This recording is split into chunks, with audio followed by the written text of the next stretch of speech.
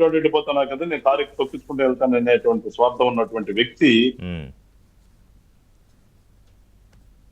అతని గురించి జనం తెలుసుకున్నంతకాలం వింటే ఉంటుందండి.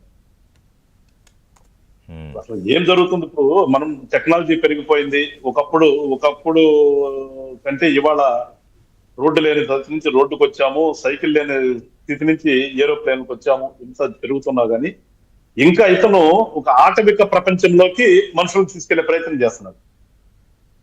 అందుకే నేను ప్రతిసారి అంటుంటాను, అసలు అది ఎట్లా రాజకీయ పార్టీ ఇందాక నాగార్జున గారు కూడా అదే కోట్ చేశారు. నేను కొన్ని వందల డిబేట్లు అదే చెప్తాను కదా, అసలు వైఎస్ఆర్ పార్టీ నుంచి రాజకీయ పార్టీ ఎట్లా అవుతుంది, అదంతా ఒక దొంగల సమూహం చేరని.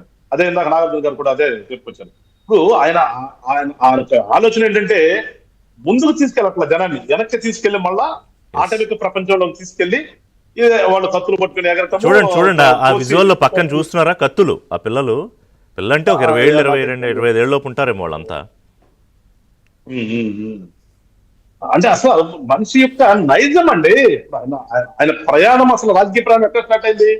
చనిపోయిన దగ్గర నుంచే కదా. వాళ్ళ తండ్రి గారు చనిపోయిన దగ్గర నుంచి ఆయన కోసం చనిపోయిన వాళ్ళందరూ కూడా రాష్ట్ర వ్యాప్తంగా ఉన్నారు. కానీ పాపం మా కుటుంబంలో మాత్రం చూడండి సార్, మా కుటుంబంలో ఒక్కళ్ళు కూడా చనిపోమని నేను కోరుకోను, కానీ దిగులుతో హాస్పిటల్లో కూడా జాయిన్ అవ్వాల. అంత పెద్ద మహానాయకుడు చనిపోతే రాష్ట్ర వ్యాప్తంగా కొన్ని వందల మంది చచ్చిపోయారు, కానీ మా కుటుంబంలో మాత్రం ఒక్కళ్ళు కూడా దిగులుతో కూడా హాస్పిటల్లో ఒక్క రోజు కూడా అడ్మిట్ అయ్యి చనిపోయాడన్న బాధతో ఒక 2-3 రోజులు కూడా హాస్పిటల్లో లేము. అది మా యొక్క కుటుంబం ఘనత. అలాంటి మనుషులు మేము. అక్కడ ప్రయాణం స్టార్ట్ అయింది. సావుల దగ్గర, శవాల దగ్గర, సావుల పరామర్శం దగ్గర మొదలైనటువంటి వ్యక్తి యొక్క నైజం ఏ రకంగా ఉంటది? ఇంతే ఉంటది. పొట్టేళ్ళను కోపించి లేకపోతే ఫ్లెక్సీల మీద బ్లడ్ చల్లించుకుని ఎగరటం చేయటం. కానీ చెప్తున్నానండి, ఖచ్చితంగా ఈ రాష్ట్రంలో నేను గవర్నమెంట్ నుండి మాట్లాడతాం, తప్పు అనుకోవాలి ఒప్పుకోవాలి అలా తెలియదు, కానీ కొంతవరకు మా నాయకులు మనం ప్రజాస్వామ్యంలో ఉన్నాం, ప్రజాస్వామ్యయుతంగానే వెళ్దామనే భావంలోనే ఈ రోజుకి ఉండబట్టే వాళ్ళంత నిర్భయంగా. కాదు వెంకటేశ్వర గారు, ప్రజాస్వామ్యయుతంగానే ఉండాలి, చట్ట ప్రకారమే చర్యలు తీసుకోవాలి.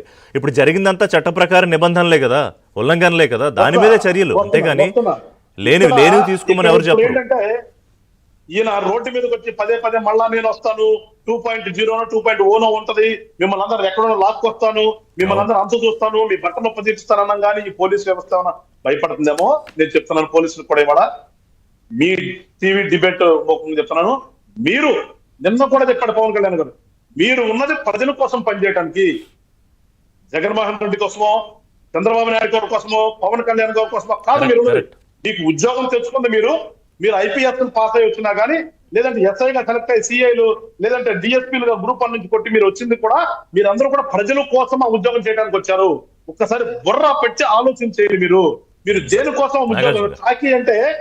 కాకి డ్రెస్ అంటే మనం అల్టిమేట్. ఇంకా వాళ్ళు ఒక కలెక్టర్ రోడ్డు డ్రెస్ చూడగానే ఒక గౌరవం ఒక భయం రెండు ఒకే టైంలో వస్తాయి. The only uniform. అంత ధైర్యం ఉన్నటువంటి ఆ డ్రెస్ చేసుకున్నటువంటి మీరు నిజంగా భయపడి రాష్ట్రంలో పరిపాలన చేస్తారు, ఉద్యోగ ధర్మాన్ని కొనసాగిస్తారో లేదా దేనికి కొనసాగిస్తారో ఖచ్చితంగా గాల్లో పెడతామండి.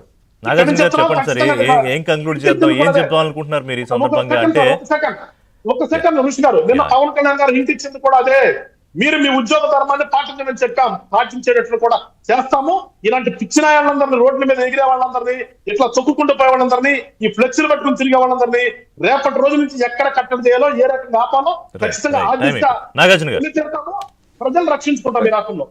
ఋషి గారు, జగన్మోహన్